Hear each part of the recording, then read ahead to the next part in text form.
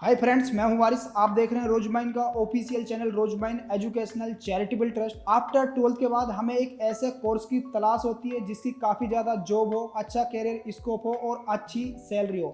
I am sure आप भी ऐसे ही एक कोर्स के बारे में तलाश कर रहे हो। तो आज की इस वीडियो के अंदर मैं आपको एक ऐसे ही कोर्स के बारे में बताने वाला हूँ, वो है डायलिसिस टेक्नीशियन। तो आज की इस वीडियो के अंदर हम डायलिसिस टेक्नीशियन से रिलेटेड जितने भी आपके क्वेश्चन हैं सभी को यहाँ पर कवर करने की कोशिश करेंगे।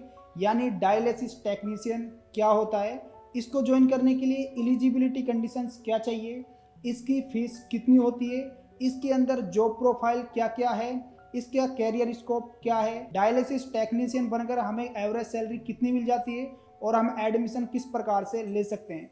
सो आपके जितने भी क्वेश्चन हैं सभी क्वेश्चनों को कवर करने की कोशिश करूंगा।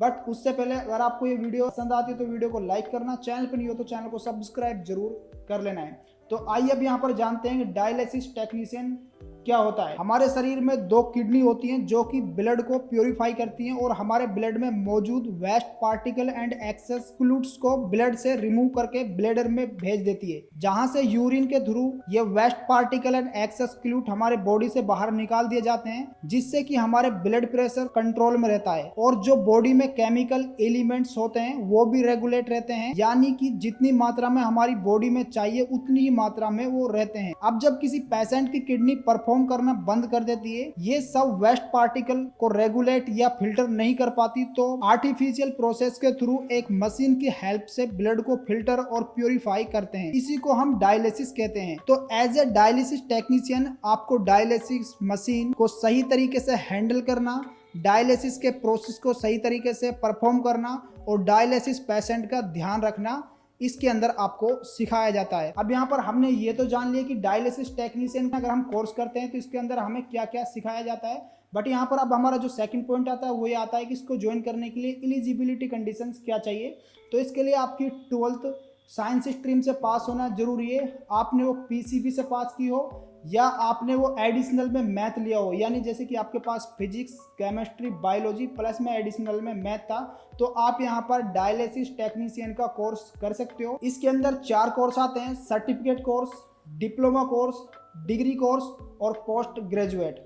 आप यहाँ पर चारों कोर्स कर सकते हो। तो यहाँ पर मैं आपको चारों कोर्सों के बारे में बता देता हूँ। आप यहाँ पर डिप्लोमा इन डायलिसिस टेक्नीशियन का कोर्स कर सकते हो जिसकी ड्यूरेशन 1 से 2 साल की होती है। आप यहाँ पर बैचलर के अंदर बीएससी इन डायलिसिस टेक्नोलॉजी कर सकते हो, बीएससी इन डायलिसिस थेरेपी कर सकते हो, बीएससी इन रीनल डायलिसिस कर सकते हो जिनकी ड्यूरेशन 3 साल की होती है।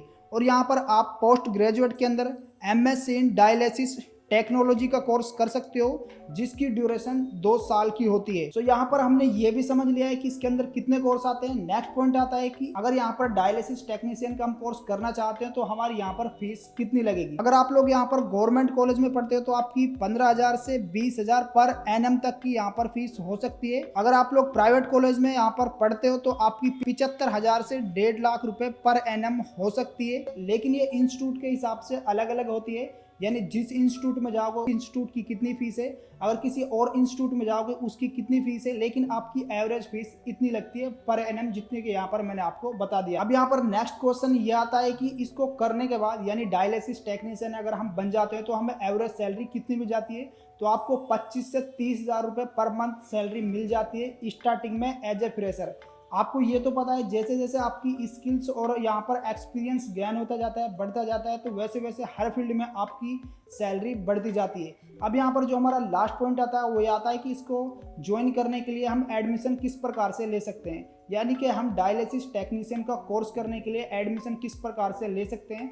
अगर आप लोग यहाँ पर एडमिशन की बात करूँ तो अगर सेंट्रल यूनिवर्सिटी में एडमिशन लेना चाहते हो तो इसके लिए आपको इंट्रेंस एग्जाम को क्लियर करना होगा। इंट्रेंस एग्जाम में अगर आपका नंबर आ जाता है तो आपको सेंट्रल यूनिवर्सिटी में एडमिशन हो जाएगा। लेकिन अगर आप लोगों का सेंट्रल यूनिवर्सिटी में एडमिशन नहीं होता है, आप स्टेट गवर्नमेंट यूनिवर्सिटी में डायरेक्टली एडमिशन ले सकते हो। यहाँ पर आपको कोई भी इंट्रेंस एग्जाम देने की जरूरत नहीं होती है। अब काफी स्टूडेंट ऐसे होते हैं आफ्टर 12th के बाद हायर एजुकेशन लेना चाहते हैं, लेकिन उनके माता पिता उनको हायर एजुकेशन कराने में असमर्थ होते हैं। तो ऐसे में जो स्टूडेंट का सपना होता है वो चकनाचूर हो जाता है। लेकिन आपके सपने को बुलंद करने के लिए रोजमाइन एजुकेशनल चैरिटेबल ट्रस्ट, जिसका आप ऑफिशियल चैनल देख रहे हो, ये क्या करती है, आपकी जितनी भी कॉलेज की फीस होती है उसको पे करने की पूरी जिम्मेवारी लेती है। यानी कि जैसे कि आपकी कॉलेज की फीस, मैंने अभी आपको बताया कि आपकी डायलिसिस टेक्नीशियन की फीस कितनी होती है, उसको पे करने की पूरी जिम्मेवारी लेगी। ऐसा नहीं है कि आप पर्टिकुलरली डायलिसिस टेक्नीशियन का कोर्स करना चाहते हो, आप कोई भी कोर्स करना चाहते हो, आपको सिर्फ और सिर्फ वहाँ पर हॉस्टल में रहना, खाना प्लस में एग्जामिनेशन फीस को पे करना होगा। आप कोई भी पर्टिकुलरली कोई भी कोर्स करना चाहते हो तो आपको सिर्फ यहाँ पर, अगर रोजमाइन के थ्रू पढ़ते हो तो आपकी कॉलेज की जो ट्यूशन फीस होगी वो बिल्कुल जीरो लगेगी। अगर आप लोग इससे रिलेटेड ज़्यादा इन्फॉर्मेशन चाहते हो कि हम किस प्रकार से रोजमाइन के थ्रू पढ़ सकते हैं जिससे हमारी कॉलेज फीस बिल्कुल जीरो लगे, तो आपको वीडियो के डिस्क्रिप्शन में एक पर्टिकुलर वीडियो की लिंक मिल जाएगी। आप उस वीडियो को देखकर पूरी इन्फॉर्मेशन ले सकते हो कि किस प्रकार से रोजमाइन के थ्रू एडमिशन होता है। और प्लस में आपको स्क्रीन पर नंबर शो हो रहे हैं, आप यहाँ पर हेल्पलाइन नंबर पर कॉल कर पूरी इन्फॉर्मेशन ले सकते हो।